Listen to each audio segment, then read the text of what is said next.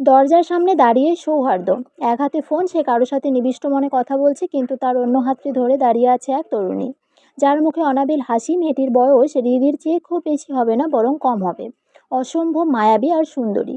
দেখে বোঝার উপায় নেই তারা কি কথা বলছে, তবে সৌহার্দ্যের চোখে মুখে যে প্রশ্রয় আর নজর, তা দেখে হৃদির মনে হলো মুহূর্তেই যেন তার চারপাশের বাতাস ভারী হয়ে এলো।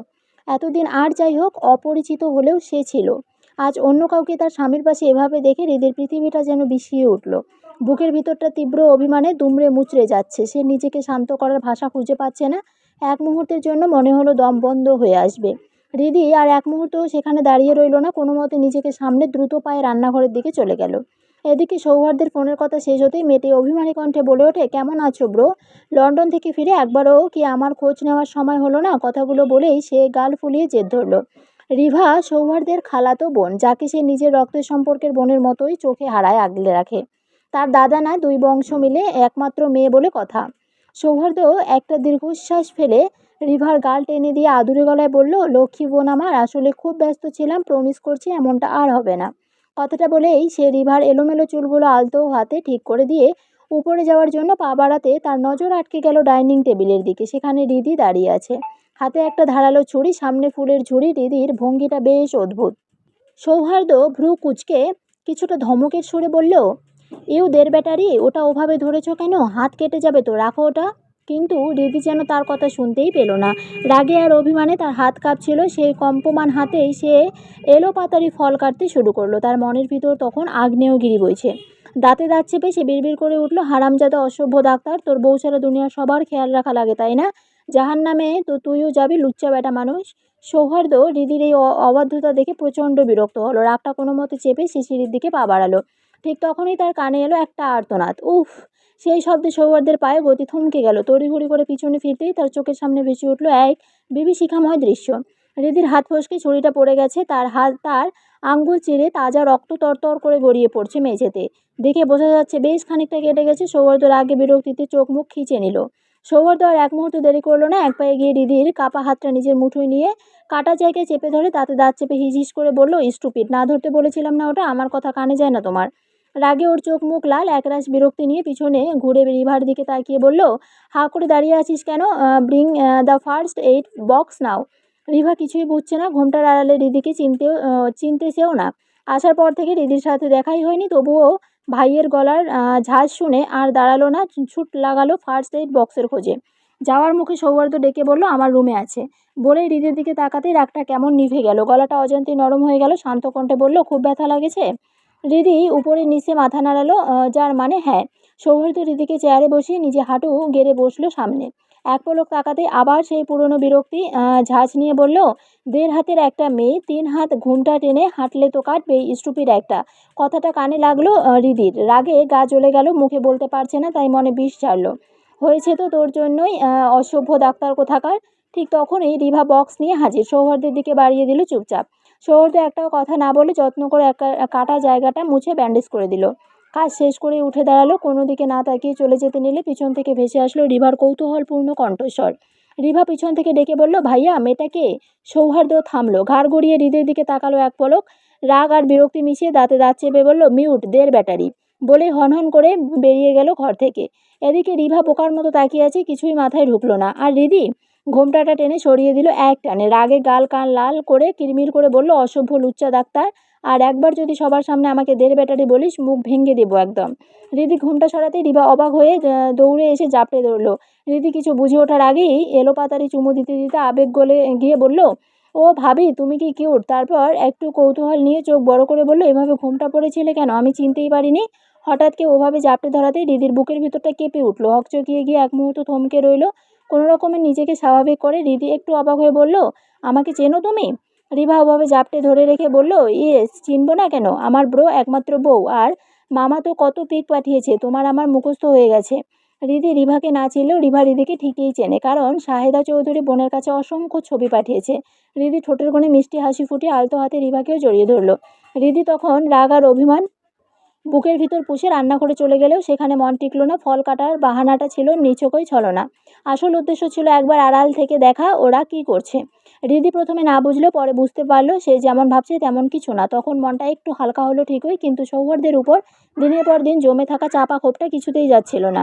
তার মধ্যে সৌহার্দ্য যখন ছুরিটা যত্ন করে রাখতে বলল, রিদির রাগটা দপ করে জ্বলে উঠল। এতদিন ছাত্রী প্রতি কেয়ার ছিল, এখন যাকে সে কাজের মেয়ে ভাবছে তার প্রতিও এত কেয়ার দেখে ভিতরটা জ্বলে গেল। আর সেই জ্বলনটাই রাগ হয়ে ওর আচরণে বহিঃপ্রকাশ ঘটালো। সেদিনের পর আরও একটা মাস কেটে গেছে। আজ ঠিক 1 মাস হলো সৌহার্দ্য দেশে নেই। সেদিন রাগ দেখিয়ে বাড়ি থেকে বের হয়েছিল, আর ফেরেনি। রিদি সকালে উঠে জানতে পারে সৌহার্দ্য নাকি কোনো জরুরি কাজে দেশের বাইরে চলে গেছে। কবে ফিরবে কেউ জানে না। রিভার মা রায়দা শেখও গ্রামে চলে গেছে, কিন্তু রিভাকে রিদি যেতে দেয়নি।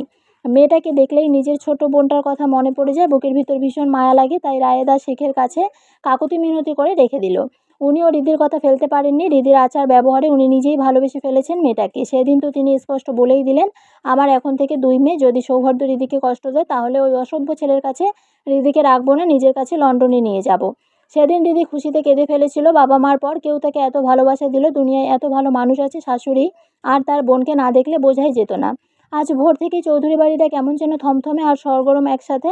বিশাল আয়োজন চলেছে উঠান জুড়ে। আজ সারহান চৌধুরীর বাবা শাহজাহান চৌধুরীর মৃত্যুবার্ষিকী। প্রতি বছর এই দিনটায় সারহান চৌধুরী আত্মীয়-স্বজন, পাড়া প্রতিবেশী কাউকে বাদ রাখেন না।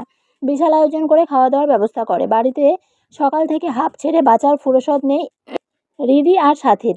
দুপুরের খাওয়ার আয়োজন বাহিরে হলেও মেহমানের নাস্তা পানির দায়িত্বটা কাঁধে তুলে নিয়েছে ওরাই দুজন। চায়ের কাপ, প্লেট, পিরিচ সব গোছাতে গোছাতে ঘেমে একাকার। আর কাজ না জানা রিভা ভাবিদের পিছু পিছু ঘুরে এটা ওটা এগিয়ে দিচ্ছে। নাস্তার ট্রে সাজাতে সাজাতে সাথী একবার হৃদির ক্লান্ত মুখের দিকে তাকালো। চোখের নিচে কালি, মুখটা কেমন মলিন হয়ে আছে। ওর দিকে তাকিয়ে নরম গলায় বলল, তুই যা, এবার তৈরি হয়ে নে, দুপুরের খাওয়ার সময় হয়ে গেছে। আর কেউ নাস্তা খাবে না, বাকিটা আমেনা খালা সামলে নেবে। রিদি মাথা নাড়িয়ে সায় দিল। ওড়না ঠিক করতে করতেই পা বাড়াবে, এমন সময় পিছন থেকে ভেসে এলো তীক্ষ্ণ গলা।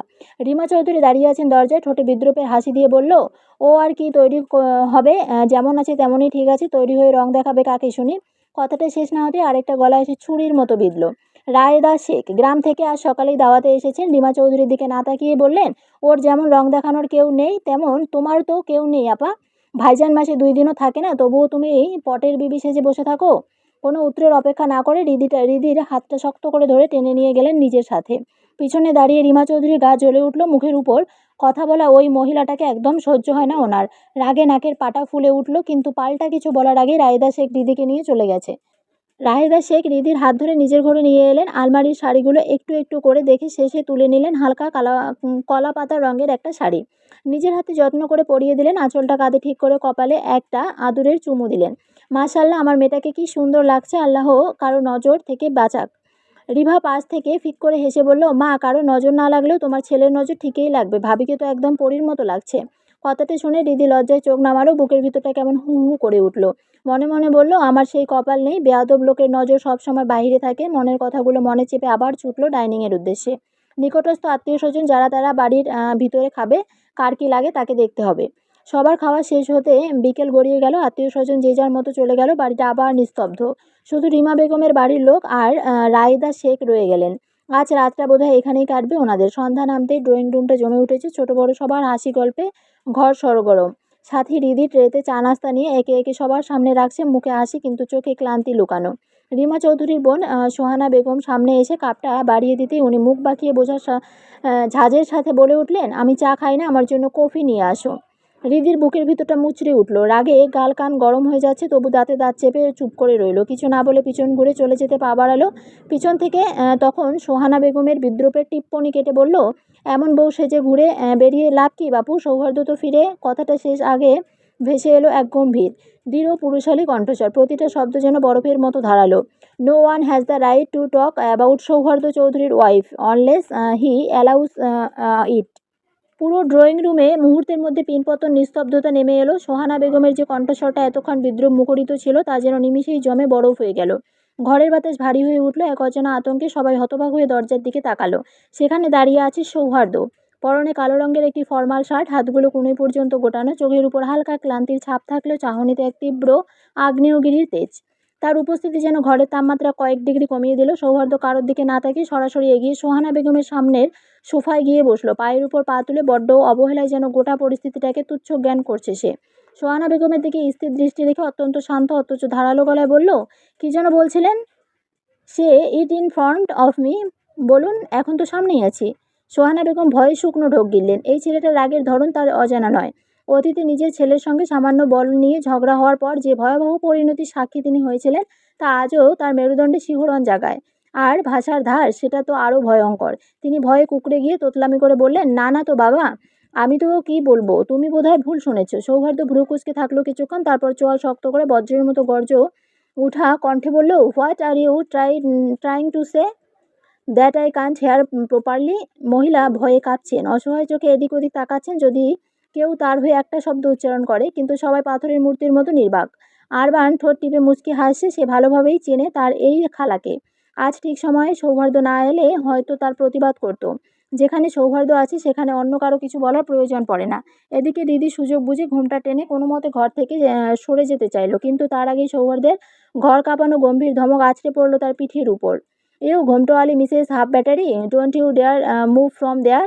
কথাটা শেষ করে সৌহার্দ্য কোনো কিছু তোয়াক্কা না করে রিদির হাত ধরে হ্যাঁচকা টানে তাকে নিজের কোলে বসিয়ে নিল।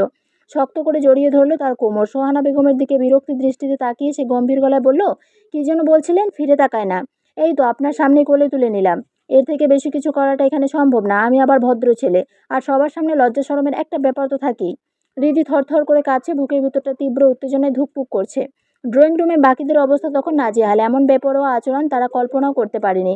সারহান চৌধুরী লজ্জায় মাথা নিচু করে রইলেন। বাকিদের অবস্থাও একই রকম। হৃদির কাল লজ্জায় টকটকে লাল হয়ে উঠেছে। সে নামার জন্য ছটপট করছে। সৌহার্দ্য বিরক্তির স্বরে ধমকে বলল, এ ওদের ব্যাটারি, মৃগী রোগীর মতো করছো কেন? জীবনে প্রথম স্বামীর কোলে উঠছো, একটু ফিল করো। ছেলের এমন নির্লজ্জ কথা শুনে সারহান চৌধুরী খুক খুক করে কেসে উঠলেন, আর শাহেদা চৌধুরী কোনো রকমে সেখান থেকে সরে পড়লেন। সবার সামনে সৌহার্দ্যের এমন নির্লজ্জ কথা শুনে হৃদির লজ্জায় সারা শরীর এক তীব্র শিহরণ খেলে গেল। মুহূর্তে তার সমস্ত শরীর নিস্তেজ হয়ে গেল। লজ্জায় মেয়েটার অবস্থা তখন যেন নাজেহাল। নিজের ভিতর জমে ওঠা তীব্র লজ্জা আর রাগে হৃদির ছটফটানি ক্রমশই বেড়ে চলছিল। এমনটা কেবল ওই বেয়াদব লোকের দ্বারাই সম্ভব। হৃদির ছটফটানিতে বিরক্ত হয়ে সৌহার্দ্য হৃদিকে ছেড়ে উঠে দাঁড়ালো। চোখে মুখে রাগ আর বিতৃষ্ণা মিশিয়ে সোহানা বেগমের দিকে তাকিয়ে কঠিন গলায় বলল, বাড়ির বাইরে হোক বা ভিতরে, আমার বউকে নিয়ে বাজে মন্তব্য করার আগে নিজের শরীরের অর্গানগুলো ঠিক রাখার ব্যবস্থা করে নেবেন। বলেই আর কারো দিকে না তাকিয়ে হনহন করে উপরের দিকে চলে গেল সে। রীতির বুকের ভিতরটা তখনও ধুকপুক করছে, যেন এক চিলতে ঝড় হয়ে গেছে তার উপর দিয়ে। নিজের অজান্তে হাতটা বুকের উপর চেপে ধরল সে। লজ্জায় তার মুখটা টমেটোর মতো লাল হয়ে আছে। মনে হচ্ছে গাল দিয়ে যেন আগুনের হালকা বেরোচ্ছে। সৌহার্দ্যের সেই আকস্মিক স্পর্শের রেশ এখনও তার শরীরের প্রতিটি কোণে লেপ্টে আছে, শিহরণ জাগিয়ে দিচ্ছে বারবার। তার কেবলই মনে হচ্ছে সৌহার্দ্য কি তবে তার মুখটা দেখে ফেলেছিল? যদিও ঘুমটাটা রানা ছিল, তবুও ভয় আর লাজ মিলেমিশে একাকার তার অনুভূতি। ওর ভাবনার মাঝেই রিভা এসে দিদির পিঠে এক চিমটি কেটে দুষ্টু হেসে বলল, উফ, আমার ভাইয়াটা তো দেখছি আজ তো রোমান্টিক। যেভাবে হুট করে কোলে তুলে নিল, এই সিনেমার দৃশ্যকেও হার মানাবে। রিভার কথা রেশ কাটতে না কাটতেই সাথী এসে যোগ দিল। রিদির হাতটা ধরে দুষ্টুমির হাসি এসে বলল, বাহ, ড্রয়িং রুমে যদি এই অবস্থা হয় তবে বেডরুমে গিয়ে না জানি কি হবে। বলেই রিদিকে একটা চোখ টিপে দিল সে। ওদের সামনে এমন খোঁচা মারা কথায় রিদির কান দিয়ে যেন ধোঁয়া বের হতে শুরু করলো। লজ্জায় সে কোথায় লুকাবে ভেবে পাচ্ছে না। মনে মনে সৌহার্দ্যকে উদ্দেশ্য করে বেশ খানিকটা গালমন্দ করলো সে। কি বেয়াদব আর নির্লজ্জ লোক, আমাকে এমন লজ্জায় ফেলে দিয়ে নির্বিকারভাবে চলে গেল কেন, যেন কিছুই হয়নি। দুপুরে ভারী খাওয়ার ফলে রাতে আর কেউই তেমন কিছু খেলো না। শুধু রিদি আর ওর শাশুড়ির ডায়াবেটিসের কথা মাথায় রেখে দুটো রুটি তৈরি করে দিল। রান্নার পাট চুকিয়ে আমেনা খালাকে দিয়ে সে সব গুছিয়ে রাখলো। এরপর রিদি আমেনা খালাকে পাঠালো সৌহার্দ্যর কাছে, জানতে ও কিছু খাবে কিনা। কিন্তু আমেনা খালা ফিরে এসে যখন জানালো, সৌহার্দ্য কোনো উত্তর না দিয়ে উল্টো তাচ্ছিল্যের সুরে বলেছিল, ওই দের ব্যাটারিকে পাঠান। রিদির মনের ভিতর রাগের এক দহন শুরু হলো। অভিমানে ক্ষোভে রিদি তখন মনে মনে সৌহার্দ্যকে অকথ্য ভাষায় গালিগালাজ করে কোনো মতে বিছানায় গা এলিয়ে দিল। ঘুম না এলেও কোনো রকম রাতটা পার করে দিল। প্রতিদিনের চেয়ে আজ একটু ভোরেই ঘুম ভেঙেছে রিদির। বাড়িতে মেহমান এসেছে, কি যে কি খাবে তার তো ঠিক নেই। তাই রিদি ঠিক করলো নানা রকমের নাস্তা বানাবে। রান্নার জোগাড় করতে করতেই সাথী এসে হাজির। দুইজন মিলে আমেনা খালার হাত ধরে গরম গরম কয়েকটা আইটেম বানিয়ে ফেললো। নাস্তা বানানো শেষ করতে না করতেই সবাই একে একে টেবিলে এসে বসলো। আজ সবার সাথে সৌহার্দ্যও এসেছে। চুলগুলো এলোমেলো, চোখ দুটো লাল হয়ে আছে। সারা রাত ঘুমায়নি মনে হয়। দেখতেই কেমন অগোছালো লাগছে ওকে। রিদি একটা প্লেট এগিয়ে দিতেই সৌহার্দ্য আর চোখে একবার তাকালো। রিদির মাথায় পাতলা ঘোমটা, প্রতিদিনের মতো 10 হাত ঘোমটা না। তবুও ঘোমটা ঠিক মতো বোঝা যাচ্ছে না। সেটাই বোধহয় ওর পছন্দ হলো না। বিরক্তিতে নাক মুখ কুঁচকে নিল। অন্যদিকে সারহান চৌধুরীর মুডটা আজ বেশ ভালো। চোখে মুখে খুশির ঝিলিক। ছেলের দিকে তাকিয়ে তৃপ্তির হাসি হেসে বললেন, তোমার উপর আমার বিশ্বাস ছিল। আমি জানতাম একদিন তুমি ওকে মেনে নেবে। আজ আমি ভীষণ খুশি তোমার উপর। সৌহার্দ্য বাবার কথা শুনে মন দিয়ে শুনল। তারপর ধীরে সুস্থে এক লোকমা খাবার মুখে দিয়ে চিবাতে চিবাতে শান্ত গলায় বলল, আমি ওটাকে মেনে নিয়েছি, তোমাকে কে বলল? কথাটা শুনে সারহান চৌধুরী একদম বোকা বনে গেল। কাল সবার সামনে বউকে নিয়ে যা কাণ্ড করলে দেখে তিনি ভেবেছিলেন সব ঠিক হয়ে গেছে। ছেলের কথায় রাগে ওনার গা কাঁপছে। বাকিরা অবশ্য এসবে অভ্যস্ত। ওরা জানে সৌহার্দ্যের মনের কথা বোঝা আর আকাশ ফুঁড়ে মাটিতে ঢোকা একই কথা। রাগে চোয়াল শক্ত করে সারহান চৌধুরী বললেন, তাহলে কাল সবার সামনে ওই অসভ্যের মতো মেয়েটাকে কোলে তুলে নিলে কেন? সৌহার্দ্য ভ্রু কুঁচকে বাবার দিকে তাকালো কয়েক সেকেন্ড চুপ করে, তারপর মুখ নরম ভদ্র গলায় জবাব দিল, ওকে দেন, সবার আড়ালে কোলে তুলে নেব। Are you happy? ছেলের কথা শুনে সারহান চৌধুরী স্তব্ধ। মুখে কিছু বলার ভাষা নেই। তিনি জানেন ওনার ছেলের মুখের ধার, কিন্তু এতটা নির্লজ্জ কথা বলবে সেটা ভাবতেও পারেননি। রাগে লজ্জায় দাঁতে দাঁত চেপে বিড়বিড় করে বললেন, অসভ্য ছেলে। ওদিকে আরহান খাবার মুখে দিচ্ছিল। ভাইয়ের মুখে এমন কথা শুনে খাবার আটকে গেল গলায়। কাঁচতে কাঁচতে অবস্থা খারাপ। সাথী দৌড়ে পানি এগিয়ে দিয়ে পিঠ মালিশ করে দিল। হৃদির তখন ইচ্ছে করছে মাটিটা দুই ভাগ করে যাক, সে এক ছুটে তার ভিতর ঢুকে পড়ুক। এত বেহায়া নির্লজ্জ পুরুষ মানুষ সে জীবনও দেখেনি। লজ্জায় অপমানে গাল দুটো আগুন হয়ে গেছে ওর। সেখানে এক মুহূর্ত দাঁড়াতে পারল না। কাঁপা কাঁপা পায়ে কোনো মতে রান্নাঘরের দিকে পালিয়ে গেল। এই মানুষটার সামনে থাকলে আল্লাহ জানে আবার কি শুনতে হয়। হৃদি চলে যেতে সৌহার্দ্য চেয়ার ছেড়ে উঠে দাঁড়ালো। টিস্যু দিয়ে মুখটা মুছতে মুছতে একবার রান্নাঘরের দিকে তাকালো। সাথীর দিকে তাকিয়ে গম্ভীর গলায় বলল, ভাবি এক কাপ কফি পাঠিয়ে দেন। কথাটা বলেই আর এক মুহূর্ত দাঁড়ালো না। কারো দিকে না তাকিয়ে ভারী পায়ে সিঁড়ি দিয়ে উপরে উঠে নিজের ঘরের দিকে চলে গেল। লজ্জায় হৃদির মুখটা টকটক লাল। রান্নাঘরের এক কোণে মাথা নিচু করে দাঁড়িয়ে আছে সে।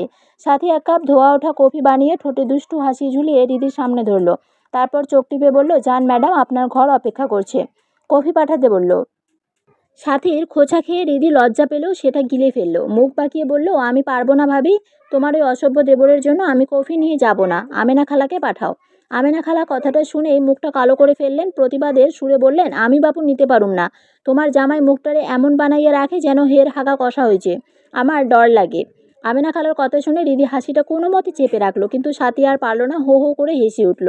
ওদের হাসি দেখে আমেনা খালা এবার একটু আফসোস করে বললেন, এমন সুন্দর একটা পোলা মুখটা সারাদিন কালা কইরা রাখে যেন আল্লাহ জানে। একটুখানি হাসলে না জানি কত সুন্দর লাগতো। বলতে বলতে নিজের মনেই মাথা নাড়াতে লাগলেন উনি। শেষমেশ উপায় না পেয়ে হৃদি কাঁপা কাঁপা বুক নিয়ে সৌহার্দ্যের ঘরের দরজা পর্যন্ত গেল। হাতে ধরা কফির কাপটা থরথর করে কাঁপছে, ছলকে পড়ে যাবে যেন। দরজার ওপাশে পা রাখার সাহসটুকুও মারছে বারবার। বুকের ভিতরটা যেন হাতুড়ি পেটাচ্ছে, ধূপধাপ ধূপধাপ। মনে হচ্ছে হৃৎপিণ্ডটা এখনই বুক ফুঁড়ে বেরিয়ে আসবে। নিঃশ্বাস নিতে পারছে না। কাঁপা ভাবনার মাঝেই হঠাৎ ভেসে এলো সৌহার্দ্যের গম্ভীর কঠোর কণ্ঠস্বর। শব্দগুলো দরজার ভেদ করে সোজা বুকের ভিতর গিয়ে বিঁধল। I want you no this room নাও।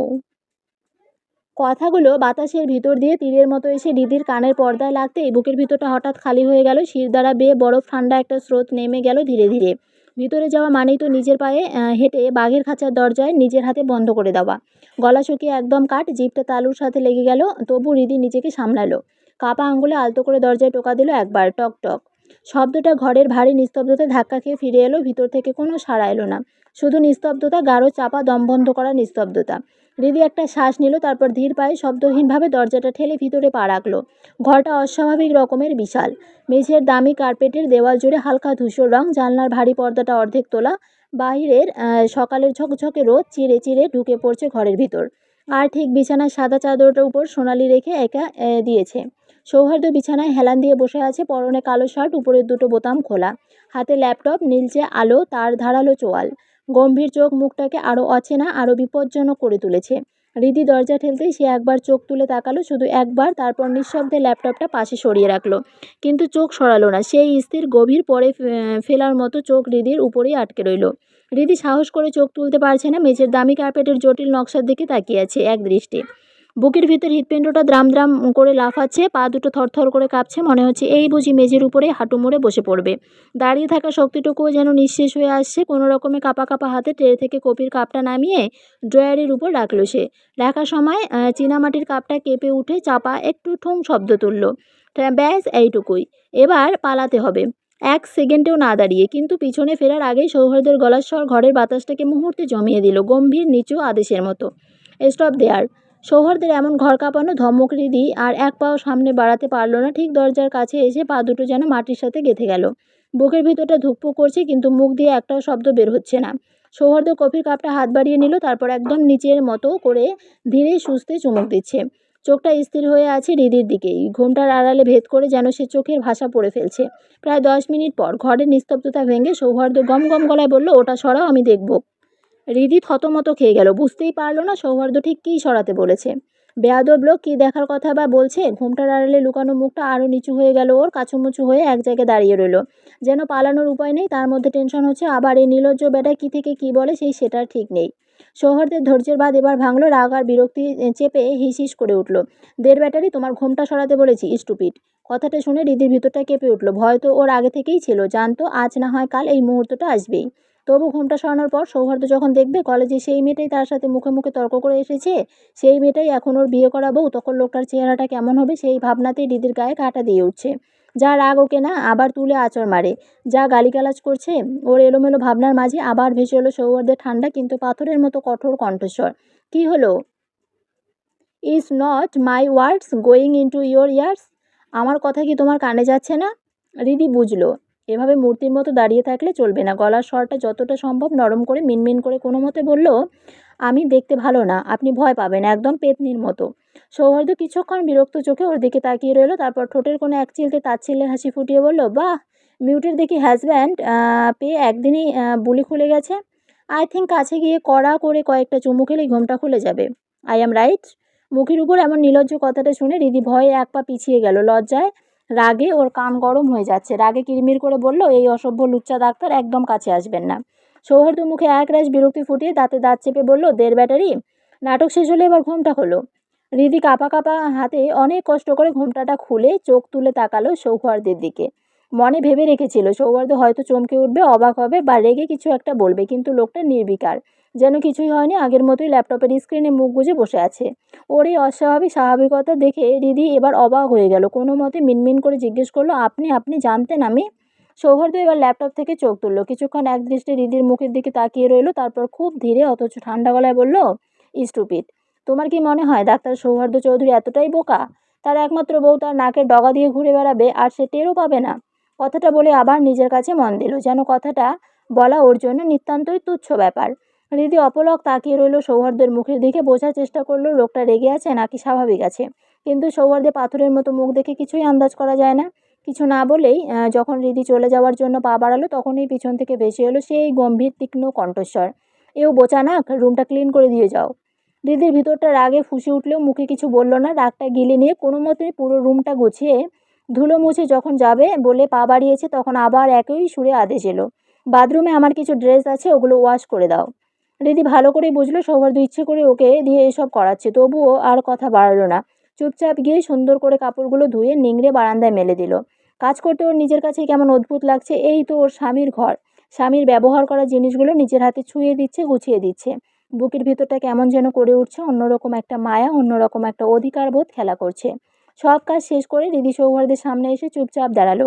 মনে ভাবলো হয়তো এবার লোকটা আরও কিছু বলবে।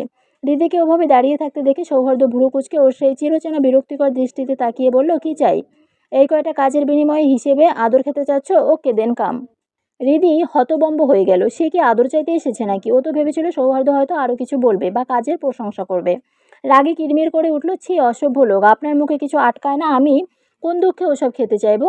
সৌহার্দ্যের বোধহয় হৃদির কথাটা পছন্দ হলো না, নাক মুখ কুঁচকে তাকিয়ে বলল, তাহলে ওভাবে হাঁ করে দাঁড়িয়ে না থেকে বিদায় হও, স্টুপিড। হৃদি রাগে গজগজ করতে চলে যাচ্ছিল। দরজার কাছে যেতেই পিছন থেকে সৌহার্দ্য খুব ভদ্রভাবে ডেকে উঠল, এক্সকিউজ মি। ওটা দুঃখে না সুখে খায়, যদিও আমি এসব ব্যাপারে খুব একটা এক্সপার্ট না। তুমি চাইলে দুইজন মিলে কিছুক্ষণ রিসার্চ করতে পারি, কি বলো, করব? কলারটা ঠিক করতে কথাগুলো এমন ভঙ্গিতে বলল যেন খুব দরকারি বৈজ্ঞানিক আলোচনা করছে। হৃদি রাগে ক্ষোভে লজ্জায় একদম ফেটে পড়ল। সৌহার্দ্যের এমন নির্লজ্জ কথায় লজ্জায় ওর কান দিয়ে ধোঁয়া বেরোচ্ছে। কেমন বেহায়া ঠোঁটকাটা বেয়াদব লোক জুটেছে কপালে। রাগে ফুঁসতে ফুঁসতে ঘর থেকে বের হতে বিড়বিড় করে বলল, লুচ্চা ডাক্তার। সৌহার্দ্য ওর যাওয়ার দিকে ভ্রু গুটিয়ে কিছুক্ষণ তাকিয়ে থেকে ফিসফিস করে বলল, স্টুপিড। ফ্ল্যাশব্যাক। ক্লাসরুমে সৌহার্দ্য হৃদিকে চিনতে পারেনি। চিনবেই বা কীভাবে? 5 বছর বয়সে কয়েকবার দেখা একটা বাচ্চা মেয়ের মুখ মনে রাখা যায় না? আর না বিয়ের পর তাদের মধ্যে কখনো কথা বা দেখা হয়েছে। সেদিন কলেজের পর বাড়িতে যখন আবার দেখা হলো, হৃদির অদ্ভুতভাবে ঘোমটা পড়া, কথা না বলা দেখে ওর কেমন যেন সন্দেহ হয়েছিল। তবু পাত্তা দেয়নি, নিজের কাজ নিজের জগৎ নিয়েই ছিল ব্যস্ত। কিন্তু বাড়ি ফেরার পর থেকে অদ্ভুত একটা অস্থিরতা, বউ আছে অথচ নেই। বউটাকে মনেই খুঁজেছিল ও। ইগো বাধা দিল, কাউকে জিজ্ঞেস করতে পারলো না, নিজেকেই নিজে বোঝালো মেয়েটা বাচ্চা, বয়সই বা কত, বিয়ের কথা ভুলে গেছে হয়তো, বা লজ্জায় সামনে আসছে না। পরে যখন কলেজের গেটে রিদির সাথে ধাক্কা, বুকের ভিতরটা কেঁপে ওঠে হঠাৎ মনের অজান্তে। তখন নিজের উপরেই রেগে গেল সৌহার্দ্য। ঘরে বউ রেখে অন্য মেয়ের জন্য এমন অনুভূতি, এটা তো কোনো চরিত্রবান পুরুষের কাজ না। নিজেকে ধিক্কার দিয়ে আর ওই বিষয় নিয়ে ভাবলো না। কিন্তু নিয়তি যেন ছাড়ছিল না। ফুচকার দোকানের সামনে আবার রিদি ফুচকা খাচ্ছে অপমানে, আপন মনে। মনের অজান্তেই কেয়ারটা বেরিয়ে এলো। কিন্তু রিদির মুখে মুখে তর্ক শুনে বিরক্ত হয়ে চেম্বারের দিকে চলে গেল। ঠিক তখনই সুজনের ফোন। পাঠানো ফাইলটা ভুলেছিল। ফাইলটা জরুরি, ওই মুহূর্তেই লাগবে। সৌহার্দ্য তাড়াহুড়ো করে বাড়ি ফিরল ফাইলের জন্য। গাড়ি গেটের সামনে আসতেই চোখ আটকে গেল কলেজের সেই নাক বোচা মেয়েটা রিদি ওর বাড়িতেই ঢুকছে। সৌহার্দ্য কিছুক্ষণ পাথরের মতো তাকিয়ে রইল, বুঝলো না এই মেয়ে এখানে কেন। তখনই ইমার্জেন্সি ওটির ডাক আসলো। ফাইলটা নিয়ে ছুটে যেতে হলো। ওই ব্যাপারটা মাথা থেকে ঝেড়ে ফেললো তখনকার মতো। কিন্তু অস্থির মন শান্ত হচ্ছিল না কিছুতেই। তাই দারোয়ানকে ফোন দিল। গলা শক্ত করে বলল, বাড়ির ভিতরে বাইরে সব সিসিটিভি ফুটেজ এখনই পাঠাও, আর্জেন্ট। ফুটেজ পাঠানোর সাথে সাথে ল্যাপটপ খুলে ফুটেজ চালু করলো। তারপর আধ ঘন্টা একটা পলকও ফেলেনি। হতবাক হয়ে তাকিয়েছিল শুধু। অবাক হয়ে দেখলো দেড় ব্যাটারি মেয়েটা ওকে নাকে দড়ি দিয়ে কিভাবে ঘুরিয়েছে। ও টেরই পায়নি। তারপর মনে মনে সিদ্ধান্ত নিল সেও দেখবে এই দেড় ব্যাটারি কতদিন তার সাথে নাটক চালিয়ে যেতে পারে। সকাল থেকেই বাড়িটা কেমন এক অদ্ভুত নিস্তব্ধতায় ডুবে আছে। মেহমানরা সবাই একে একে বিদায় নিয়েছে। রায়দা শেখও গ্রামে ফিরে গেছেন, সাথে করে নিয়ে গেছেন রিভাকে। কারণ সামনেই ওনার দেবরের মেয়ের বিয়ে। সৌহার্দ্য সেই সকালেই বেরিয়ে গেছে। আরবান জানিয়ে দিয়েছে ভাইয়ের আজ বড় একটা ওটি আছে। ফিরতে হয়তো রাত হবে। সাথী তার বাচ্চা দুটোকে নিয়ে নিজের রুমে ব্যস্ত। চারপাশের এই শূন্যতায় হৃদির যেন দম বন্ধ হয়ে আসে। সময় যেন কাটছেই না। হৃদি ধীর পায়ে এগিয়ে গেল শাহেদা চৌধুরীর ঘরের দিকে। তিনি বিছানায় হেলান দিয়ে বই পড়ছিলেন। হৃদি নিঃশব্দে ঘরে ঢুকে তাকে জড়িয়ে ধরে আদুরে গলায় বলল, আম্মু কিছু খাবেন? আমি বানিয়ে আনি। শাহেদা চৌধুরী বই থেকে চোখ সরিয়ে হৃদিকে আলতো করে সরিয়ে কপালে একটা চুমু খেলেন। মৃদু স্বরে জিজ্ঞেস করলেন, বাবু কি ফিরেছে? হৃদি ওনার হাত থেকে বইটা নিয়ে পাশে রেখে তার কোলে মাথা গুজে দিল। দীর্ঘশ্বাস ফেলে বলল, না আম্মু, ওনার ফিরতে অনেক রাত হবে। ভাইয়া বলল একটা বড় সার্জারি আছে। সাহেদা চৌধুরী হৃদির মাথায় স্নেহের পরশ বুলিয়ে দিতে দিতে বলল, সব ঠিক হয়ে যাবে রে। আমি আমার ছেলেকে চিনি। ওর চোখের কোণে তোর জন্য লুকিয়ে থাকা ভালোবাসা আমার চোখ এড়াতে পারিনি। মায়ের চোখ ফাঁকি দেওয়া এত সহজ নয়। হৃদি চুপ করে রইল। সৌহার্দের গতকালকের আচরণ, মনের ভিতরে যে দোলাচল, তাতে ভালোবাসা নাকি অবহেলা? হৃদির কাছে সেটা বুঝে ওঠা দায়। তবে মনে মনে সে এক অটল সিদ্ধান্ত নিয়ে নিয়েছে। নিজেকে ছোট করবে না। কেউ যদি তাকে মনে প্রাণে না চায় তবে সে জোর করে কোনো সম্পর্ককে দাবিদার করে থাকতে রাজি নয়। শাহেদা চৌধুরী হৃদির মাথায় হাত বুলিয়ে পরম আদরে বললেন, চল তো, তোর চুলে একটু তেল দিয়ে দেই। চুলগুলো কেমন উস্কো খুস্কো হয়ে আছে। হৃদি হেসে সম্মতি জানালো, তাহলে ছাদে চলুন না আম্মু, খোলা আকাশের নিচে বসে থাকলে ভালো লাগবে। শাহেদা চৌধুরী রাজি হলেন। ছাদে তার এমনিতেই যাওয়া হয় না অনেক দিন।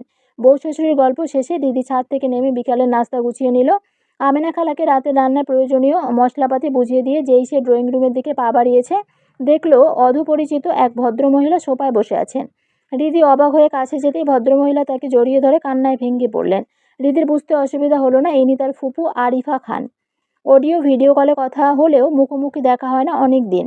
আকরাম খান মারা যাওয়ার পর ভিসা জটিলতায় তিনি দেশে আসতে পারেননি। তবে শারহান চৌধুরীর মাধ্যমে অনেক চেষ্টা করেছিলেন হৃদিকে আমেরিকায় নিয়ে যেতে, কিন্তু শাহেদা চৌধুরীর দৃঢ় জেদ।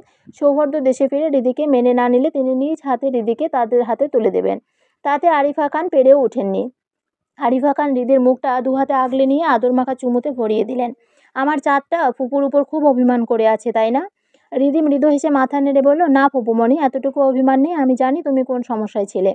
ঠিক তখনই পিছন থেকে একটা পরিচিত কণ্ঠস্বর ভেসে এলো, ফুপুর আদর নেওয়া হচ্ছে অথচ আমাকে ভুলে যাওয়া হলো। হৃদির ফুফোতো ভাই শাহানা রাগ করার ভান করে দাঁড়িয়ে আছে। হৃদি হেসে এগিয়ে গিয়ে তাকে জড়িয়ে ধরলো। শাহান তার চেয়ে বছর দুয়েকের ছোট। প্রায় ভিডিও কলে কথা হয়। আরিফা খানের দুই ছেলে, বড় ছেলে সাহাবীর শিকদার আমেরিকায় সফল ব্যবসায়ী, আর ছোট শাহান শিকদার পড়াশোনায় ব্যস্ত। হৃদি এদিক ওদিক তাকিয়ে দুষ্টুমির ছলে জিজ্ঞেস করলো, তোমার ওই পেঁচামুখী বড় ছেলেটা আসেনি? হৃদির সাথে সাহাবীরের সম্পর্ক তেমন ভালো না। ওদের মাঝে কথা হয় না কখনো। ছোটবেলায় যখন দেশে আসতো দেখতে প্যাঁচার মতো মুখ বানিয়ে একপাশে বসে থাকতো।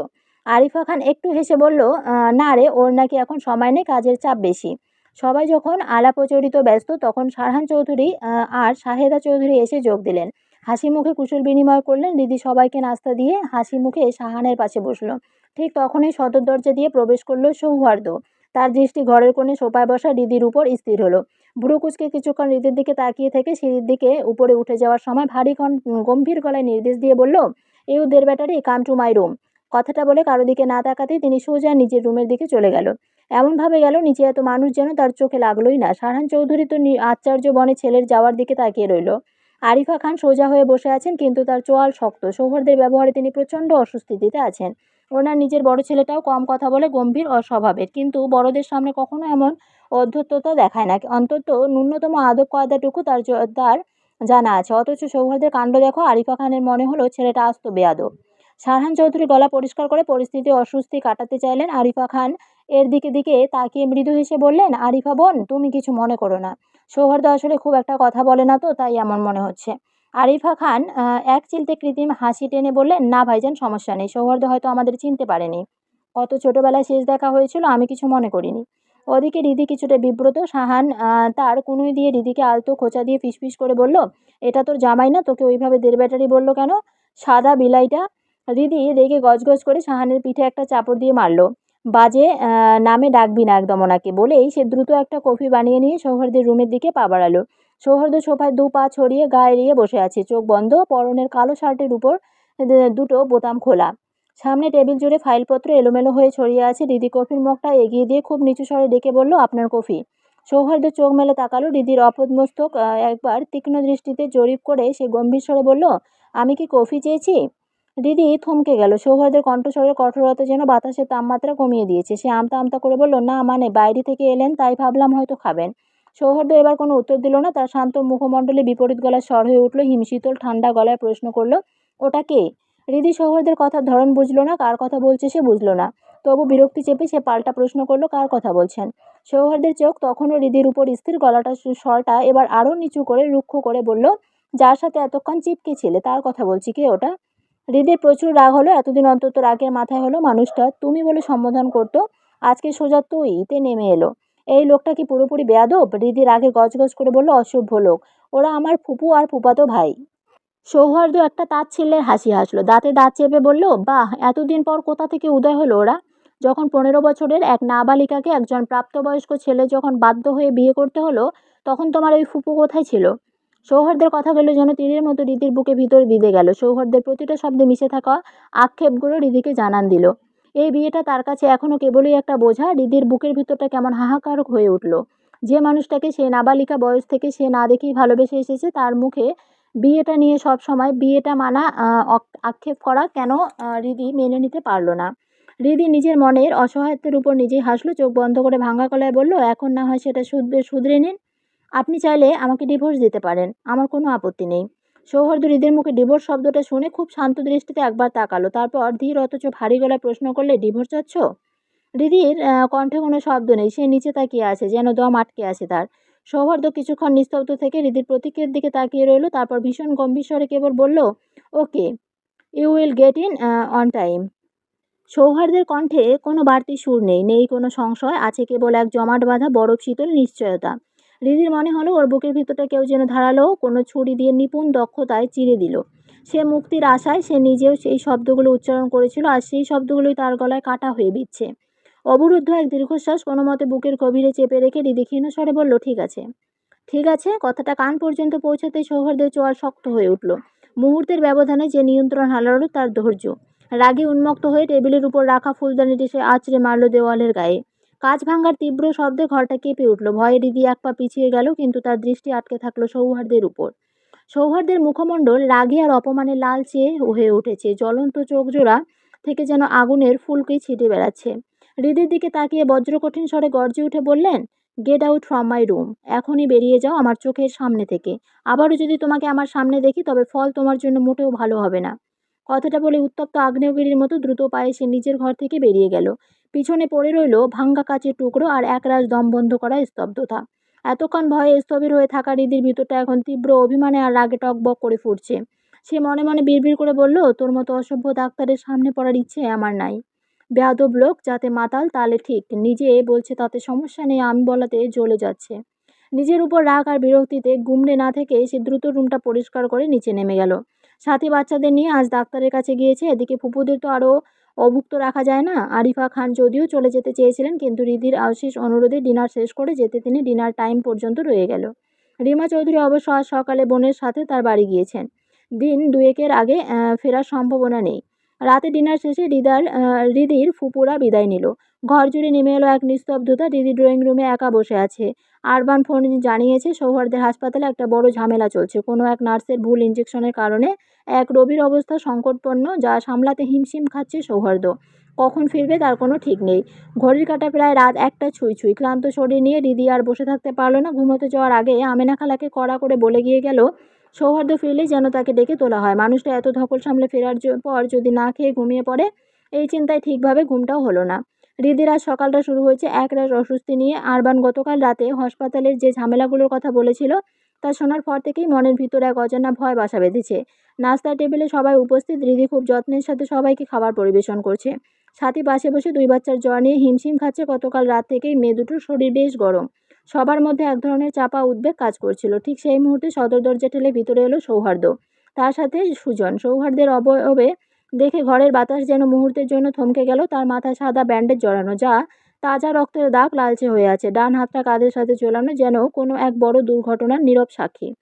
ছেলের এই রক্তাক্ত রূপ দেখে শাহেদা চৌধুরী নিজেকে সামলাতে পারল না। দৌড়ে গিয়ে ছেলেকে জাপটে ধরে তিনি হাউমাউ করে কেঁদে উঠলেন। যেন আকাশ ভেঙে পড়েছে তার উপর। সারহান চৌধুরী চেয়ারে স্তব্ধ হয়ে বসে রইলেন। নিজের বুকের উপর হাত চেপে ধরে। সে ছেলেকে কোনোদিন এতটুকু আঁচড় লাগতে দেননি, যার উপর কোনোদিন ধুলোবালি পড়তে দেননি। আজ তার এই বীভৎস দশা দেখার পর মতো মানসিক শক্তি তার নেই। আরহান দৌড়ে গিয়ে ভাইয়ের ভার নিজের কাঁধে তুলে নিল। সুজনের দিকে অগ্নিশর্মা দৃষ্টিতে তাকিয়ে সে চিৎকার করে বলল, কি করে হলো এসব? আরবান কোথায়? রাতে এতবার ফোন দিলাম, একটা বারও ধরল না কেন? এত বড় একটা ঘটনা আমাকে জানানোর প্রয়োজন মনে করলি না? সুজন দীর্ঘশ্বাস ফেলে শান্ত স্বরে বলল, ভাইয়া শান্ত হও, আরবান ওষুধের খোঁজে গেছে। এত সকালে এই এলাকায় খোলা ফার্মেসি পাওয়া কঠিন, তাই আমার এক বন্ধুর ফার্মেসিতে ওকে পাঠিয়েছি। সারহান চৌধুরী আরহান বা সুজনের দিকে তাকানোর মতো পরিস্থিতি ছিলেন না। তিনি কাঁপা কণ্ঠে বললেন, এসব প্রশ্নের উত্তর পরে পাওয়া যাবে। আগে ওকে উপরে নিয়ে যা। দেখছিস না ছেলেটা সোজা হয়ে দাঁড়াতে পারছে না। সৌহার্দের হুঁশ প্রায় নেই বললেই চলে। শরীরের ভারসাম্য রাখতে পারছে না।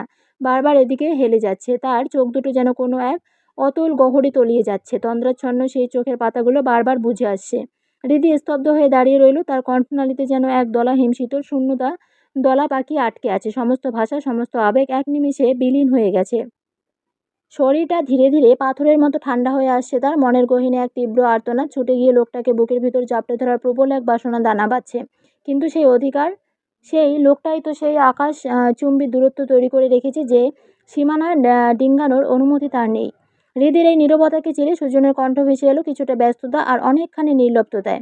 ঋতুবন, ফার্স্ট এইড বক্সটা আর একটু গরম পানি নিয়ে আসো তো। সৌহার্দের ব্যান্ডেজটা বদলাতে হবে। কথাগুলো শেষ করেই সুজন আর আরহানের নিয়ে সৌহার্দ্যকে তার ঘরে নিয়ে গেল। সুজনের ডাকে হৃদির ঘোর ভাঙল। সে দ্রুত পায়ে রান্নাঘরের দিকে ছুটল, যেন ব্যস্ততা দিয়ে সে নিজের ভিতরে এক হাহাকারটুকু ঢেকে ফেলতে চাইছে। গরম পানি আর প্রয়োজনীয় সরঞ্জাম নিয়ে যখন সে ঘরের দরজায় পৌঁছালো, তখন ঘরের ভিতরে এক অদ্ভুত পরিস্থিতি। ব্যান্ডেজ খোলার সুবিধার্থে আরহান সৌহার্দ্যকে নিজের বুকের সাথে জড়িয়ে ধরে বসাতে গেল। আচ্ছন্নতায় ঘোর কাটিয়ে সৌহার্দ্য নিজেকে ছাড়ানোর চেষ্টা করতে করতে অস্ফুট স্বরে বিড়বিড় করে বলে উঠল, তুই আমাকে কেন জড়িয়ে ধরেছিস? Where is my wife? Let me go. সৌহার্দ্যের এই আকস্মিক দাবিতে আরহান খানিকটা থমকে গেল। বিরক্তি আর অস্বস্তিতে সে কড়া গলায় বলল, অসভ্য, থাম একটু। এমনি তো বউকে মানিস না, এখন বউ বউ করে কি করবি? বউ দিয়ে? সৌহার্দ্য যেন সেই কথার মানে বুঝতে পারল না। আচ্ছন্ন অবস্থাতে আবার বলে উঠল, তুই যা করিস। আরহানের গলা যেন দলা পাকানো অস্বস্তি। সে শুকনো কাশিতে নিজেকে সামলানোর ভান করল। ছোট ভাইয়ের মুখে এমন কথা অস্বস্তিতে ফেললো বেচারাকে। এই বেয়াদবের সাথে এখন কথা বলা মানে নিজের ইজ্জতির ফালুদা করা। সুজন অসহ্য বিরক্তিতে নাক মুখ কুঁচকে ফিসফিস করে বলল, শালা বউ বলে স্বীকারই করে না, অথচ অ্যাক্সিডেন্টের পর থেকে বউ বউ করে মুখের ফেনা তুলে ফেলছে।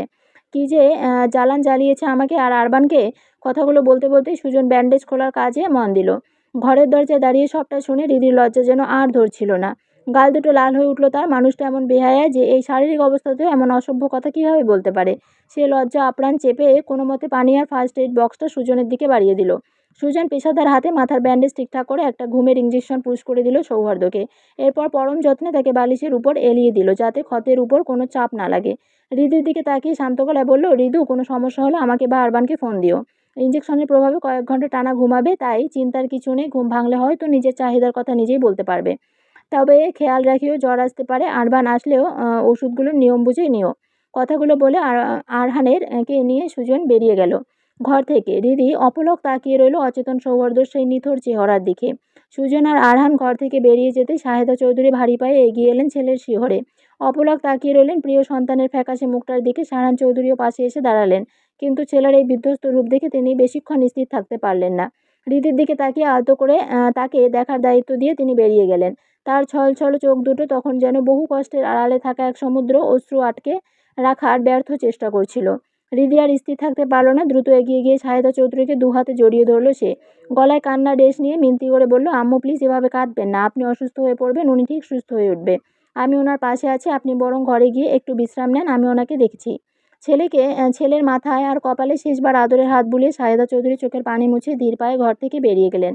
সবাই চলে যেতেই চারপাশটা নিস্তব্ধ হয়ে এলো। হৃদি ধীরে ধীরে এগিয়ে গিয়ে সৌহার্দের মাথার কাছে বসলো। এতক্ষণ সবার সামনে নিজেকে সামলে রাখলেও এখন আর বাত মারল না তার চোখের জল।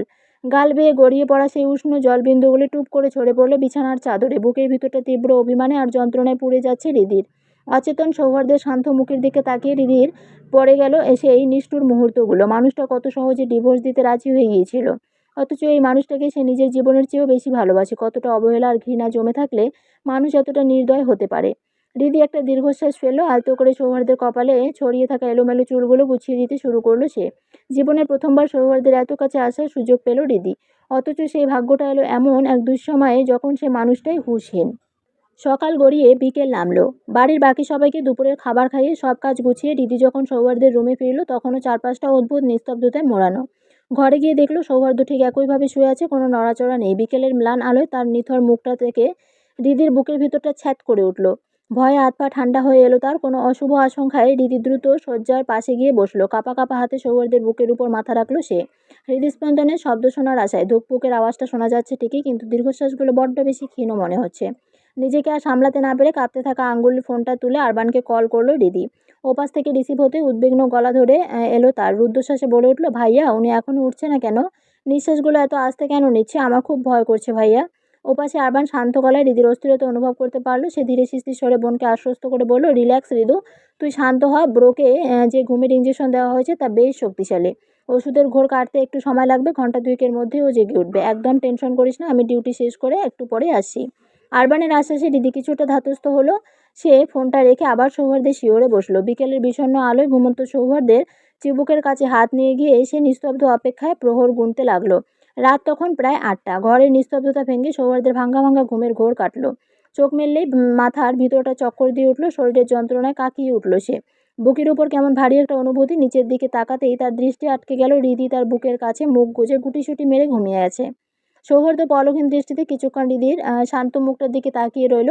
হৃদির এলোমেলো চুলগুলো তার চোখের উপর এসে পড়ছে। নিজের বাম হাতটা বাড়িয়ে অত্যন্ত আলতো করে হৃদিকে পাশে সরিয়ে শুয়ে দিল সে। এরপর আঙ্গুল দিয়ে হৃদির চোখের উপর থেকে চুলগুলো সরিয়ে দিতে দিতে বিড়বিড় করে উঠল, স্টুপিড।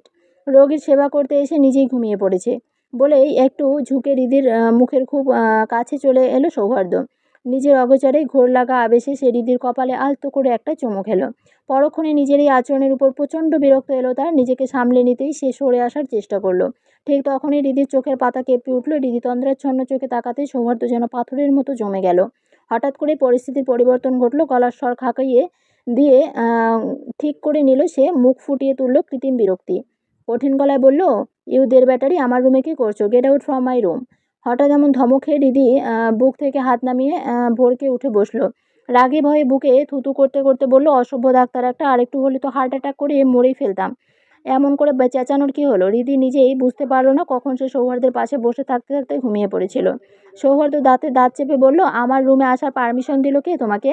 কে বলেছে এত নাটকীয় দরদ দেখাতে? বের হও বলছি আমার রুম থেকে। হৃদি এবার মেজাজ হারালো। নাক মুখ কুঁচকে অগ্নিশর্মা হয়ে বলল, বেয়াদব লোক, হাত ভেঙে মাথা ফাটিয়ে জমের দুয়ারে দাঁড়িয়ে আছে, তবুও তেজ কমছে না। আর একটু উল্টোপাল্টা কথা যদি মুখ দিয়ে বের করেছেন তবে এই ভালো হাতটাও ভেঙে দিব বলে দিলাম। রাগে গজগজ করতে করতে হৃদি ঘর থেকে বেরিয়ে গেল। তার পিছু পিছু তাকিয়ে সৌহার্দ্য আবারও বিড়বিড় করে উঠলেন, স্টুপিডদের ব্যাটারি একটা, কপালে জুটেছে আমার। দরজাটা সজোরে লেগে যেতেই ঘর জুড়ে নেমে এলো নিস্তব্ধতা, যা সৌহার্দ্যের বুকের ভিতর জমানো দীর্ঘশ্বাসটাকে আরও ভারী করে তুলল। মাথার দপদপানিটা আবারও নতুন করে শুরু হয়েছে, যেন প্রতিটি স্পন্দন তার অস্থিরতাকে উস্কে দিচ্ছে। অথচ কিছুক্ষণ আগে ঘটে যাওয়া ঘটনাটা মনে পড়তেই ঠোঁটের কোণে অজান্তে এক চিলতে মিষ্টি হাসি ফুটে উঠল। পরক্ষণে নিজের এই আচরণের উপর এক তীব্র বিতৃষ্ণায় সে চোখে শক্ত করে বন্ধ করে ফেলল। হৃদির কপালে সেই স্পর্শটুকু যেন এখনও তার ঠোঁটে লেপ্টে আছে। একটা শিহরণ খেলে গেল তার শরীরে। কেন করলো সে এমনটা? মস্তিষ্ক আচ্ছন্ন ছিল। এই অজুহাতটা তো কেবল নিজেকেই ধোঁকা দেওয়া। সে তো জেগেছিল পূর্ণ সচেতনতা নিয়ে। মেয়েটার কপালে আলতো করে ঠোঁট ছুঁয়েছে। এই উপলব্ধিটাই তাকে দংশন করতে লাগলো। ছি! নিজের উপর প্রচণ্ড রাগে সৌহার্দ্য বালিশে সজোরে একটা ঘুষি মারল, আর মুহূর্তেই তার আহত হাতটায় চিনচিন ব্যথার যন্ত্রণায় ঢেউ খেলে গেল। ব্যথায় কুঁকড়ে গিয়ে দাঁতে দাঁত চেপে সে নিজেকে সামলে নিল, কিন্তু মনের ভিতরে তোলপাড় থামল না। অস্ফুট স্বরে নিজের কাছে কৈফিয়ত দেওয়ার মতো করে বিড়বিড় করে উঠল, সো হোয়াট? আমার বউ হয় ওটা। I have every right to touch her. এদিকে সৌহার্দ্যের রুম থেকে বের হয়ে দরজার ওপাশে দাঁড়িয়ে হৃদি বুক ভরে শ্বাস নিল, যেন নিজের হৃদস্পন্দনের দনকে বশে আনার আপ্রাণ চেষ্টা করছে। মানুষটার তেজ দেখলে গা জ্বলে যায়। মাথা ফেটে রক্ত, হাত ভেঙেছে, তবুও তার মেজাজের ধার এতটুকু কমেনি। সারাদিন শুধু গেট আউট শুনতে শুনতে তার কান ঝালাপালা হওয়ার জোগাড়। রাগে গজগজ করতে করতে পা দাপিয়ে সিঁড়ির দিকে এগোতেই ধাক্কা খেলো আমেনা খালার সাথে। আমেনা খালা কপাল ভাঁজ করে ফেলে বলল, কি হলো ছোট আম্মা, এমন হুড়হুড় করে করতেছো কেন? ছোট স্যার ঠিকঠাক আছে তো? হৃদি নিজের মনের ভিতরে তোলপাড় আর অস্বস্তিটুকু আড়াল করার জন্য চটজলদি মুখে একটা অস্বাভাবিক ভাব ফুটিয়ে তুলল। একটু আমতা আমতা করে বলল, খালা, উনি ঠিক আছেন, কিন্তু অনেক দেরি হয়ে গেছে, রাতের খাবারের সময় পেরিয়ে গেছে, খেয়ালই ছিল না। ইস, কীভাবে যে ঘুমিয়ে পড়েছিলাম। খালা, আমি রান্না ঘরে গেলাম, আপনি আসেন। আম্মুর আবার ওষুধ খাওয়ার সময় হয়েছে, উনি তো উঠে গেছেন। কিছু একটা তৈরি করে দিতে হবে তো। কথাগুলো বলে দিদি রান্নাঘরের দিকে দ্রুত পায়ে হাঁটা দিল। আমেনা খালা পিছন থেকে ডাক দিয়ে শান্ত গলায় বললেন, এত হুড়াহুড়ি করতে হইব না ছোট আম্মা। বড় বউ সব রান্নাবান্না তো শেষ কইরা রাখছে, এখন শুধু বড় ভাবির জন্য রুটি কয়টা সে বাকি। তোমার চিন্তা করার লাগবে না, ওইটা আমি কইরা দিমুনি। হৃদি কোনো প্রত্যুত্তর না করে রান্নাঘরে ঢুকে নিজের মনের চঞ্চলতাকে ব্যস্ততায় ডেকে ফেলল। শাহেদা চৌধুরীর জন্য দুটো রুটি সেঁকে নিয়ে সে ফ্রিজ থেকে চিকেন বের করলো। সৌহার্দ্যের জন্য স্যুপ বসানোর পাশাপাশি তার প্রতিদিনের সেই গ্রিন সালাডটাও গুছিয়ে নিতে লাগলো। হৃদি কিছুতেই বুঝে উঠতে পারে না মানুষটা এই পানসে লতা পাতা খেয়ে কি তৃপ্তি পায়, অথচ তার এগুলোর দিকে তাকালেই বিরক্তির পারদ যেন আরও বেড়ে যায়। হৃদির আগে বিড়বিড় করে বলল, দিনরাতে সব ঘাস পাতা খেলে মেজাজ ভালো থাকবে কেমন করে? বাড়ির সবাইকে রাতের খাবার খাইয়ে হৃদি সৌহার্দ্যের জন্য স্যুপ আর সালাডের ট্রেটা হাতে নিল। দরজায় কড়া নাড়ল না, বরং এক হাতে কোনো মতে ঠেলে ভিতরে ঢুকলো। ঘরের মৃদু আলোয় দেখা গেল সৌহার্দ্য বিছানায় আধশোয়া হয়ে বসে বাঁ হাতে ল্যাপটপে কিছু একটা টাইপ করার ব্যর্থ চেষ্টা চালাচ্ছে, কিন্তু চেহারার অভিব্যক্তি বলে দিচ্ছে এই কাজটা তার জন্য কতটা যন্ত্রণাদায়ক। দরজার শব্দে মাথা তুলে তাকালো সে। হৃদিকে হাতে খাবার নিয়ে ঢুকতে দেখে সৌহার্দ্যের কপালে বিরক্তির ভাঁজ গভীর হলো। চোখ সরু করে শীতল স্বরে বলল, আবার কেন? কি চাই এখানে? হৃদি তার এই রুগ্ন আচরণকে পাত্তাই দিল না। শান্ত পায়ে ট্রেটা নিয়ে বিছানার পাশে বসলো। খুব শান্ত ও স্বাভাবিক স্বরে জিজ্ঞেস করলো, আপনি কি নিজে খেতে পারবেন, নাকি আমি খাইয়ে দেব? সৌহার্দ্যের কণ্ঠে সেই চেনা বিষাক্ত সুর, I can eat by myself. আমার কোনো সিম্প্যাথির দরকার নেই, get out.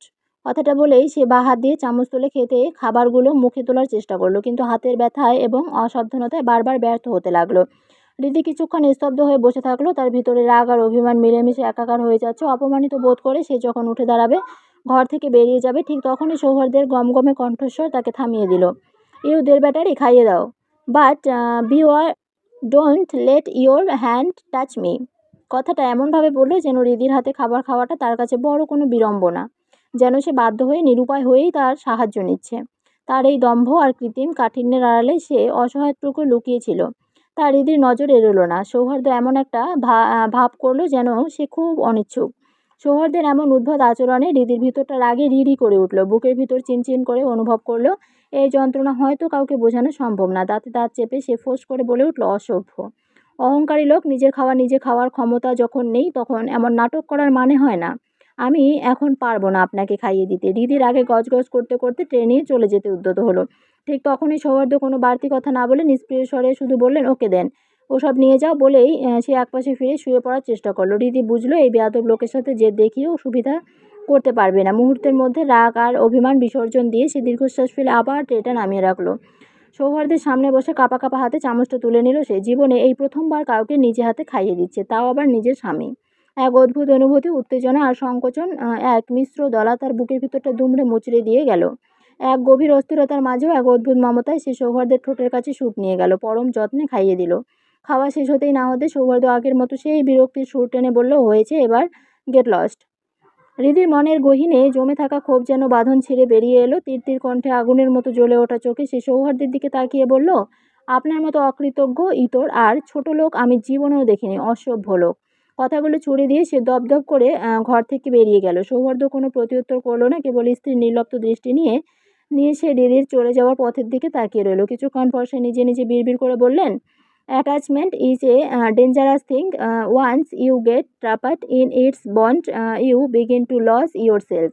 That's why I doctor Souharda Chowdhury will never knowingly fall into that trap. মায়া বড় ভয়ঙ্কর জিনিস। একবার তার বাঁধন জড়িয়ে পড়লে মানুষ নিজেকেই হারিয়ে ফেলতে শুরু করে। তাই জেনে শুনে সেই মায়ার ফাঁদে আমি ডাক্তার সৌহার্দ্য চৌধুরী কখনোই পা দেব না। সৌহার্দ্যের ঘর থেকে বেরিয়ে আসার পর 1 ঘন্টা কেটে গেছে। রিদি এখনো বারান্দায় গ্রিলটা শক্ত করে ধরে দাঁড়িয়ে আছে, যেন ওটার শীতলতা তার ভিতরকার জ্বালা কিছুটা হলেও জোড়াবে।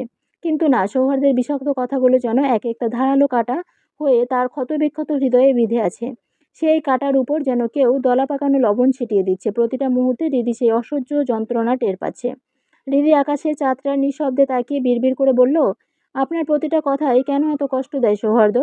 আপনি তো আমাকে নিজের কেউ বলে মনেই করেন না, তবুও আপনার অবহেলাতেই কেন আমার বুকটা এভাবে ভেঙে যায়? চোখের জল আর বাধা মানছে না। গাল বেয়ে গড়িয়ে পড়া সেই উষ্ণ ধরা বুকের গভীরে জমে থাকা হিমশীতল শূন্যতাকে যেন আরও বাড়িয়ে দিচ্ছে। সৌহার্দ্যের চোখের সামনে এক মুহূর্ত থাকা মানে নিজের অস্বস্তিকে প্রতিদিন একটু একটু করে বিলীন করে দেওয়া। বুকের ভিতর থেকে দীর্ঘশ্বাস বেরিয়ে এলো। বাবা মা বেঁচে থাকলে হয়তো আজ এত অসহায় লাগতো না। হৃদির ইচ্ছে করছে সব ফেলে কোথাও হারিয়ে যেতে, কিন্তু যাবে কোথায়, কার কাছে? ফুপির কথা মনে হতেই একরাশ বিষণ্ণতা তাকে ঘিরে ধরল। সেখানে গেলেও তো সেই একই পরিণতি, এক আশ্রয়ের ছায়া থেকে আরেক আশ্রয়ের শিকলবন্দি হওয়া। সেখানে কি অপমান হবে না? তারাই বা কি নিশ্চয়তা? দূর থেকে চেনা সম্পর্কগুলো বড্ড মায়াবী, কিন্তু কাছে এলেই বোঝা যায় প্রিয়জনদের মুখোশের আড়ালে আসল কতটুকু মরুভূমি। হৃদির এলোমেলো চিন্তাগুলোর জাল ছিঁড়ে ঘরে ঢুকলেন আমেনা খালা। হাতে খাবারের প্লেট, চোখে মুখে একরাশ মমতা। হৃদির পিঠের কাছে এসে ধীর স্বরে ডাকলেন, ছোট আম্মা, সেই বিকেল থেকে কিছু খাও নাই, শরীরটা এমনি করলে চলবো? একটু খাওয়া লও মা। হৃদি তড়িঘড়ি করে চোখের পানি মুছে ফেলল। ম্লান একটা হাসির আভা ফুটিয়ে শান্ত গলায় বলল, খালা প্লিজ, এই মুহূর্তে খাবার খেতে ইচ্ছে করছে না, তুমি নিয়ে যাও, আমার একদমই খিদে নেই। আমেনা খালা নাছোড়বান্দা। তিনি হৃদির হাত ধরে আলতো করে টেনে বসিয়ে দিলেন। স্নেহমাখা কণ্ঠে ধমক দিয়ে বললেন, না খাওয়া থাকা চলবে না তোমার, এই নাও খাওয়া। আমার কলিজায় লাগে ছোট আম্মা, তুমি না খাওয়া পর্যন্ত আমি এখন থেকে এক পাও নড়তেছি না। আমেনা খালার এই অকৃত্রিম ভালোবাসার কাছে হৃদি আর নিজেকে শক্ত করে রাখতে পারল না। দীর্ঘক্ষণের অভুক্ত পেটে খিদেটা যে দলা পাকিয়েছিল তা বুঝতে পেরে সে নিঃশব্দে প্লেটটা টেনে নিল। হৃদি যখন খেতে শুরু করলো, অন্ধকার অন্ধকারের আড়াল থেকে একজোড়া চোখ স্বস্তির নিঃশ্বাস ফেলে সরে গেল। রীতি জানে না তার প্রতিটা মুহূর্তের নীরব কান্না দূর থেকে কেউ একজন অতন্দ্র প্রহরীর মতো দেখছে। আমেনা খালা ঘর থেকে বের হতেই আরহানের মুখোমুখি হলেন। আরহান উদ্বিগ্ন স্বরে জিজ্ঞেস করে বলল, খালা, বনু কি খেয়েছে? আমেনা খালা মাথা নেড়ে সম্মতি জানালেন। কথাটা শোনার পর আরহানের দীর্ঘশ্বাসটা যেন এক পাহাড় সমান চাপ কমিয়ে দিল। আমেনা খালা চলে যেতেই আরহান সোফায় গা এলিয়ে বসল। নিজের উপর নিজেই বিরক্তি নিয়ে বিড়বিড় করে উঠল, অসভ্য। বউ মানে না, অথচ দরদ উতলে ওঠে। কথাটা বলেই আরহান একটু চিন্তিত মুখে বিড়বিড় করে বলল, সৌহার্দ্য, তুই বুঝছিস না তুই কি হারাচ্ছিস? হৃদি কারো বোঝা নয়, ও তো একটা ছোট্ট পাখি যে শুধু একটু ভালোবাসা চায়, অথচ তুই তাকে প্রতিদিন নিষ্ঠুরতার শৃঙ্খলা বাঁধাচ্ছিস। ফ্ল্যাশব্যাক। সারাদিনের হাড়ভাঙ্গা খাটুনির পর শরীরটা যেন ভেঙে আসছিল আরহানের। কাজের পাহাড়ের উপর সৌহার্দ্যের অ্যাক্সিডেন্ট, টেনশন। কারণ আরহান খুব ভালো করে জানে এটা কোনো সাধারণ অ্যাক্সিডেন্ট না।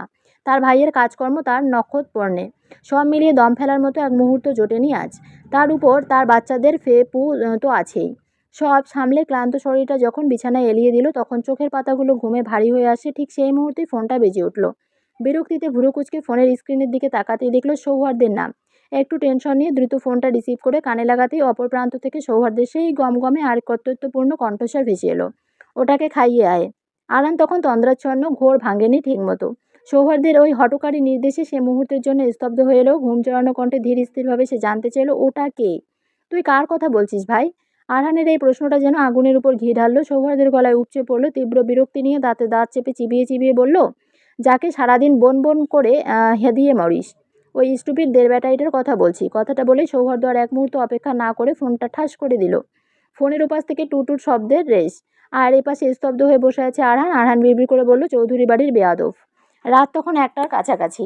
হজরত শাহজালাল আন্তর্জাতিক বিমানবন্দরের টার্মিনাল চত্বরে তখনও মানুষের গমগম শব্দ। সেই ভিড় ঠেলে বিমানবন্দরের গেট দিয়ে বেরিয়ে এলো এক সুদর্শন যুবক, সাহাবীর শিকদার, যার হাঁটার ভঙ্গিতে অভিজাত্যের ছাপ স্পষ্ট। ভিনদেশীদের মতো নীল চোখের গভীরতায় এক অদ্ভুত প্রশান্তি, যা দেখলেই যে কারো দৃষ্টি আটকে যাওয়ার মতো। দীর্ঘ 7 বছর পর আজ সে আপন দেশের মাটিতে পা রেখেছে। বিমানবন্দরের গেটে বেরোতেই পরিচিত এক মুখ তাকে দেখে আবেগ সামলাতে পারল না। সাহান মুহূর্তের মধ্যে এগিয়ে গিয়ে জড়িয়ে ধরল বড় ভাইকে। তার চোখে মুখে অসীম আনন্দ আর অভিমান মেশানো তৃপ্ত। সাহান হাসি মুখে বলল, ভাইয়া, আমাদের এভাবে 2 দিন একা ফেলে রেখে থাকার কি খুব দরকার ছিল? আমাদের সাথে আসলেই তো পারতে। সাহাবীর মুখে থাকা মাস্কটি খুলে ভাইকে জড়িয়ে ধরল, কিন্তু তার চোখের দৃষ্টিতে ছিল উদ্বেগের ছাপ। সে উদ্বিগ্ন কণ্ঠে জিজ্ঞেস করে বলল, মম খুব অসুস্থ, তাই না? খবরটা পাওয়ার পর আর এক মুহূর্ত দেরি করতে ইচ্ছে করছিল না, তাই দ্রুত চলে এলাম। সাহাবীর যখন মায়ের অসুস্থতার কথা জিজ্ঞেস করলো, সাহানের মুখটা মুহূর্তের জন্য একটু ম্লান হয়ে গেল। সে জানে তাদের মা আসলে খুব একটা অসুস্থ নন। ভাইয়ের ফেরার সময় এগিয়ে আনতেই মা অসুস্থতার অভিনয় করেছেন। মায়ের সেই সরল মিথ্যাচারের কথা ভেবে সাহান একটু আমতা আমতা করে বলল, ভাইয়া, ওসব কথা এখন থাক, বাসায় চলো, অনেক লম্বা জার্নি করে এসেছো। মা তো তোমাকে দেখার জন্য অস্থির হয়ে আছে। দুই ভাই তখন ব্যস্ত পায়ে বিমানবন্দরের পার্কিংয়ের দিকে এগিয়ে গেল। গন্তব্য শিকদার মেনশন। রাত তখন প্রায় 2টো, নিস্তব্ধ রাত, অথচ রিদির মনের ভিতর এক তুমুল ঝড় বইছে। চোখের পাতা এক করতে পারছে না সে। বিছানায় এপাশ ওপাশ করতে করতে হঠাৎই তার মনে পড়ল রাতের সময়ের কথা। খাওয়ানোর পর ওষুধ দেওয়ার সময় সৌহার্দের শরীরটা খানিকটা গরম ছিল। আরহান বলেছিল জ্বর আসতে পারে, কিন্তু তখন ব্যথার ইঞ্জেকশনের কারণে জ্বরের ওষুধ দেওয়া হয়নি। হৃদির বুকের ভিতরটা ছটপট করে উঠল উৎকণ্ঠায়, আর বসে থাকতে পারল না। পা টিপে টিপে নিঃশব্দে সৌহার্দের ঘরে ঢুকে এলো সে। কাছে যেতেই হৃদির বুকটা কেঁপে উঠল। সৌহার্দের শরীরটা কাঁপছে, আর মুখ দিয়ে অস্ফুট কিছু বিড়বিড় করছে সে। ভয়ে হাত কাঁপছিল হৃদির। শরীরে হাত দিতেই মনে হলো আগুনের হালকা। শরীরের তাপমাত্রা যেন পুড়ে যাওয়ার মতো অবস্থা। হৃদি দ্রুত আরবানকে ফোন দিল, কিন্তু উপাস থেকে ফোনও সাড়া নেই। সম্ভবত ডিউটিতে ব্যস্ত। একজন মেডিকেল স্টুডেন্ট হয়েও এমন পরিস্থিতি হৃদির মাথাটা যেন কাজ করা বন্ধ করে দিল। তবুও সে নিজেকে সামলে নিল। শক্ত করে সৌহার্দের 2 হাতে জড়িয়ে ধরে আধশোয়া করে বসালো। কোনো মতনে নাপাট খাইয়ে ধীর হাতে শার্টটা খুলে দিয়ে সারা শরীরে ভেজা কাপড় দিয়ে মুছে দিতে শুরু করলো। ঠিক সেই মুহূর্তে ঘটে গেল অপ্রত্যাশিত ঘটনা। সৌহার্দ্য তার বাম হাতটা বাড়ির হৃদির কোমর আলতো করে জড়িয়ে ধরল। ঘোর লাগা কণ্ঠে বিড়বিড় করে উঠল, please parrot, stay with me, don't go please. হৃদির সারা শরীর দিয়ে এক অদ্ভুত শিরশিরানি বয়ে গেল। হঠাৎ চমকে উঠল সে। প্যারট? এই লোক তাকে এত সুন্দর নামে রাখবে? অসম্ভব। হৃদি নিশ্চিত সৌহার্দ্য তাকে এই নামে চিনবেও, জীবনেও ডাকবে না। রাগ, বিরক্তি আর ধাঁধায় হৃদির চোখ মুখ লাল হয়ে উঠল। সে দাঁতে দাঁত চেপে বিড়বিড় করে বলল, আমি জানি আমাকে এত সুন্দর করে ডাকার লোক তুই না। আমার আগে থেকে তোর চরিত্র নিয়ে সন্দেহ ছিল। অসভ্য লুচ্চা ডাক্তার, তোর সেবা আর গুষ্টি গিলাই। এই জন্যই তোর বউ ভালো লাগে না। কথাগুলো বলে ঝটকা দিয়ে নিজেকে ছাড়িয়ে নিতেই সৌহার্দ্য যেন আরও জেদ ধরে বিরক্তিতে নাক মুখ কুঁচকে হৃদির হাতটা শক্ত করে চেপে ধরল। ঘুমের ঘোরেই চিবিয়ে চিবিয়ে বলল, ডোন্ট গো দের ব্যাটারি। বলেই সে আবার গভীর ঘুমে তলিয়ে গেল। কিন্তু হৃদির ছোট কোমল হাতের কবজিটা তার শক্ত হাতটা দিয়ে চেপে ধরে রাখলো। হৃদি অনেক চেষ্টা করেও হাতটা ছাড়তে পারল না। শেষমেশ উপায়ান্তর না দেখে সে খাটের পাশে হেলান দিয়ে আধশোয়া হয়ে বসে পড়ল। সৌহার্দের হাতের দিকে তাকিয়ে বিরক্ত ভরা কণ্ঠে